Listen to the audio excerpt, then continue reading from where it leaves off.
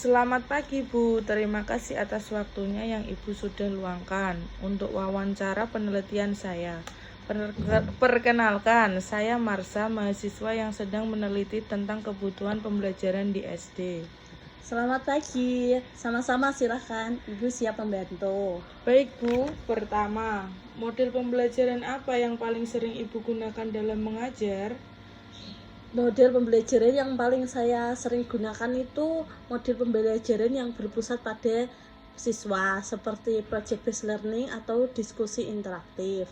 Saya merasa siswa menjadi lebih aktif dan terlibat langsung ketika berdiskusi karena fokusnya peserta didik itu hanya ke diskusinya saja, jadi tidak ngobrol sama temannya sendiri atau kemana-mana gitu. Apakah pernah mencoba model pembelajaran lain seperti pembelajaran berbasis proyek atau pembelajaran kooperatif? Bagaimana hasilnya, Bu? Pernah, misalnya di pembelajaran bahasa Indonesia, saya meminta memperhatikan langsung proses pembuatan ST. Hasilnya cukup efektif untuk meningkatkan kreativitas mereka. Jadi, ketika mereka di rumah, mereka bekerja sama dengan orang tuanya untuk membuat ST, dan mereka juga aktif bertanya seperti apakah bisa menggunakan airnya melalui termos atau melalui dispenser begitu. Jadi mereka aktif untuk berdiskusi dan bertanya jawab. Terus model pembelajaran apa yang paling sering Ibu gunakan dalam mengajar? Saya sering menggunakan metode diskusi. Dengan ini siswa terlibat aktif bertanya langsung jika belum paham dan proses belajarnya tidak membosankan.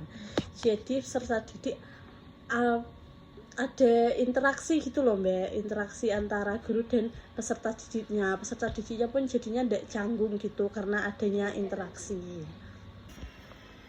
Metode apa yang Ibu paling sering digunakan dalam proses pembelajaran? Apakah seperti ceramah, diskusi, eksperimen? Yang paling saya sering gunakan itu diskusi Mbak, karena dengan metode ini peserta didik dapat terlibat aktif dalam proses pembelajaran.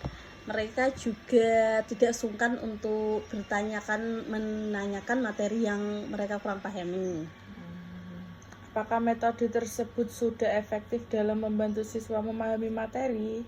Menurut saya metode diskusi sudah cukup efektif dalam proses pembelajaran, karena dengan metode ini peserta didik dapat bertanya secara langsung mengenai materi yang belum paham. Jadi peserta didiknya itu bisa langsung bertanya tanpa menunggu sesi tanya jawab gitu, langsung tanya, Bu ini apa gitu. Media apa yang biasanya Ibu gunakan? Apakah seperti papan tulis, video, modul, alat peraga, atau media digital, Bu? Untuk medianya sendiri saya menggunakan Smart TV karena memanfaatkan media ajar yang telah disediakan oleh sekolah ya Mbak.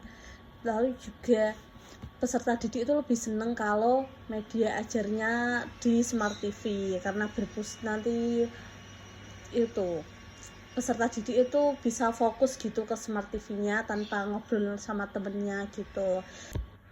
Lalu juga saya sering menggunakan media pembelajaran digital seperti Quizy karena peserta didik lebih senang jika dapat menggunakan smartphone.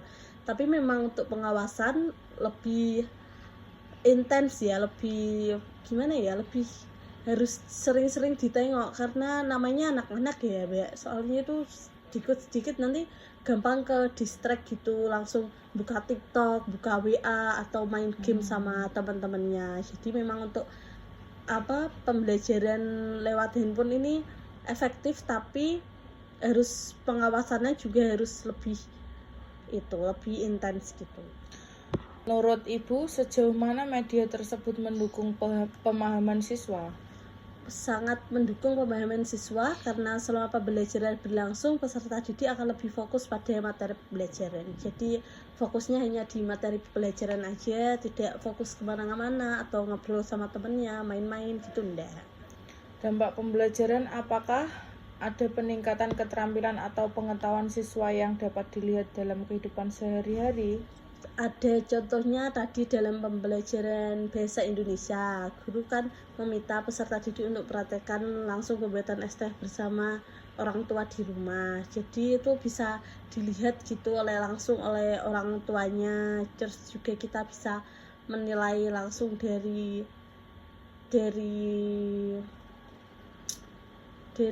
itu ya, penilaian orang tuanya gitu, gimana di rumahnya untuk komunikasinya dengan orang tua dalam proses pembuatan es tehnya.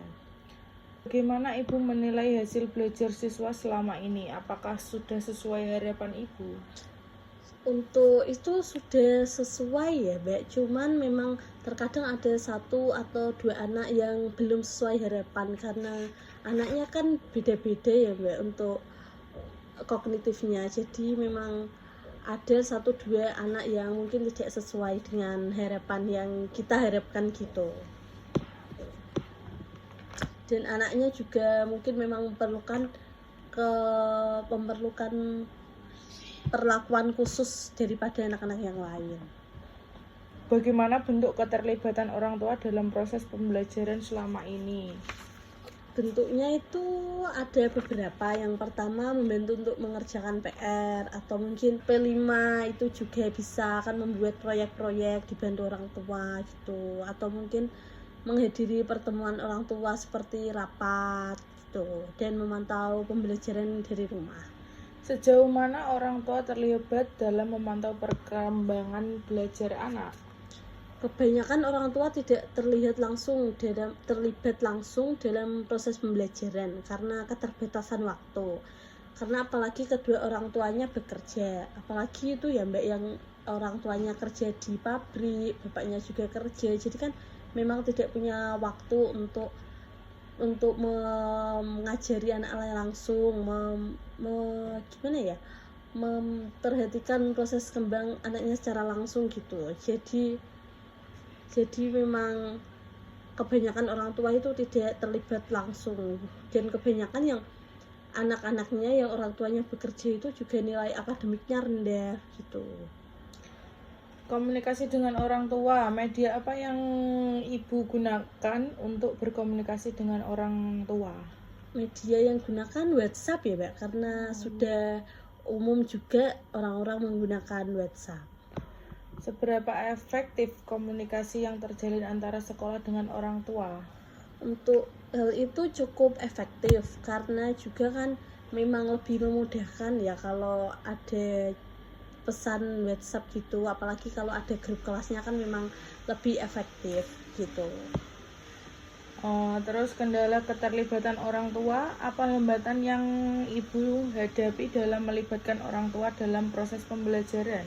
Banyak orang tua yang acuh terhadap proses maupun hasil pembelajaran peserta didik. Jadi orang tua itu kayak mikirnya gini, nggak apa-apa, yang penting anaknya berangkat sekolah gitu, tanpa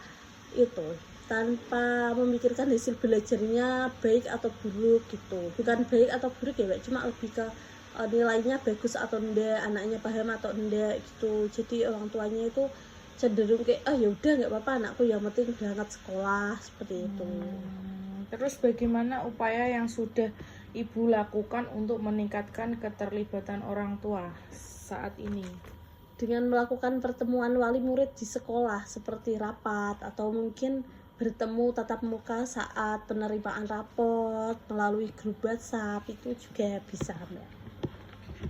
Kendala umum, apakah kendala terbesar yang Ibu hadapi dalam mengelola kelas saat ini? Untuk saat ini belum ada kendala ya Kak, karena peserta didik juga disiplin mengenai waktu belajar. Peserta didik itu udah paham gitu kapan waktunya istirahat, kapan waktunya main, kapan waktu serius, waktu proses pembelajaran gitu. Jadi untuk kendala itu belum ada karena memang harus disiplin di waktu ya Kak. Jadi memang kita sebagai guru pun harus disiplin dan tegas dalam waktu pembelajarannya. Nanti kalau istirahat boleh main, tapi kalau saat pembelajaran ya belajar, mainnya ditinggal gitu. Apakah siswa aktif selama proses pembelajaran? Jika tidak, apa penyebabnya? Aktif, tetapi ada kalanya peserta didik tidak aktif, seperti pada pembelajaran bahasa Jawa, karena peserta didik kurang mengerti ketika guru menjelaskan menggunakan bahasa Jawa kerama, karena kan sehari-harinya peserta didik menggunakannya bahasa ngoko ya, bukan yang krama. Di rumah juga kebanyakan bahasa ngoko atau tidak sedikit ada yang pakai bahasa Indonesia gitu. Namun ketika guru menerjemahkan ke dalam bahasa Indonesia itu peserta didik paham dan aktif lagi dalam proses pembelajaran. Kendala berdasarkan mata pelajaran. Menurut Ibu, mata pelajaran apa yang paling sulit untuk diajarkan dan mengapa? Balik lagi tadi, yang paling sulit itu bahasa Jawa dan matematika, karena kebanyakan peserta didik kelas tinggi tidak menyukai pelajaran matematika, karena kan memang lebih sulit ya pakai rumus gitu.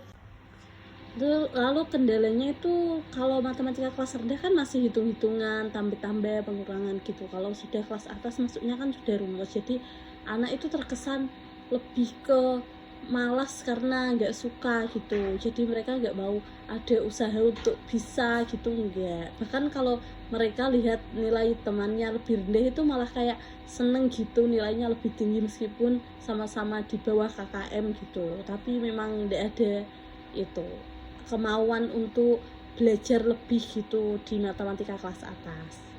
Apakah ada materi yang sering tidak dipahami oleh siswa? Itu tadi Mbak, matematika, tapi yang materi keliling sering tidak dipahami oleh peserta didik, karena banyak peserta didik yang tidak suka pelajaran matematika itu tadi, jadi ya malas untuk mengerjakan soalnya, terus ya cenderung untuk gimana ya, malas gitu loh, bacanya itu benar-benar udah nggak mau sama matematika gitu. Kendala berdasarkan subtopik. Subtopik apa dalam mata pembelajaran Ibu yang paling sulit dipahami siswa? Yang tadi Mbak, matematika, materi keliling bangunan dan bangun datar. Apa dugaan Ibu untuk mengenai penyebab kesulitan tersebut? Untuk itu sih lebih ke itu karena nggak suka ya sama pelajaran matematika itu, jadi ya memang namanya nggak suka ya Mbak, kadang orang dewasa aja juga nggak suka matematika, apalagi ini anak-anak, jadi ya memang karena mereka nggak suka jadi ya sulit untuk bisa gitu. Pengumpulan data rekap nilai tahun sebelumnya. Apakah Ibu memiliki akses terhadap nilai siswa tahun sebelumnya, Bu? Tidak, karena yang memiliki akses nilai adalah kepala sekolah, jadi setiap akhir semester gitu kan rapotnya memang kita yang menilai, tapi setelah itu dikembalikan lagi ke kepala sekolah, jadi aksesnya ada di kepala sekolah. Dari data nilai tersebut, apakah ada pola tertentu? Misalnya, apakah ada topik atau subtopik yang konsisten nilainya rendah? Untuk itu enggak ada ya Kak, karena memang nilai kan cenderung naik turun, terus juga memang kadang ada yang paham, ada yang enggak gitu, jadi enggak konsisten di turun terus itu enggak, tapi juga enggak konsisten naik terus, nilainya juga enggak, memang naik turun. Apakah Ibu pernah menganalisis nilai tersebut untuk perbaikan proses pembelajaran dalam sekolah?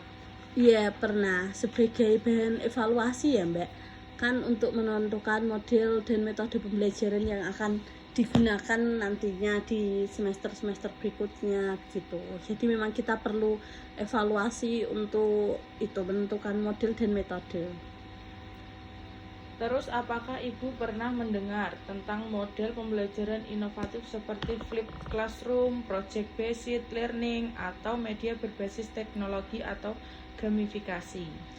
Pernah dan sudah menerapkan, seperti media berbasis teknologi menggunakan smart TV, seperti ini ya, kan jadi anaknya suka gitu lihat smart TV, jadi lebih senang dalam proses pembelajaran. Ataupun media berbasis gamifikasi seperti Quizy itu juga itu sudah saya terapkan di kelas.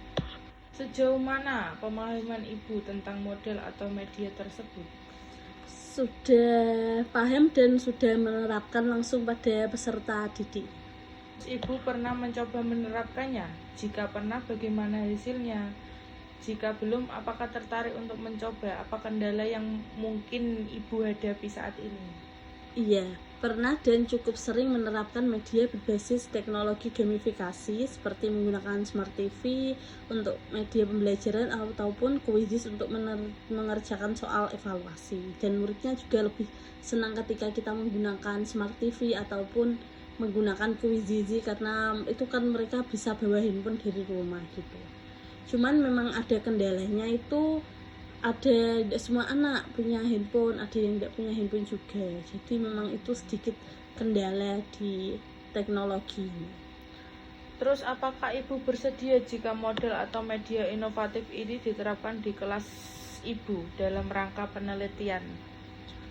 Bersedia ya Mbak, dengan senang hati, karena dalam membantu jalannya proses pembelajaran juga kan itu juga lebih menyenangkan juga jika kita dibantu dalam proses pembelajaran. Apakah Ibu setuju untuk berpartisipasi dalam penelitian ini dengan menerapkan model atau media inovatif yang diusulkan saat ini? Bersedia Mbak. Ibu bersedia untuk diobservasi dan diwawancara lebih lanjut selama proses penelitian? Bersedia. Terima kasih atas waktunya yang Ibu luangkan. Oh ya, baik Mbak, sama-sama. Semoga penelitiannya sukses ya Mbak.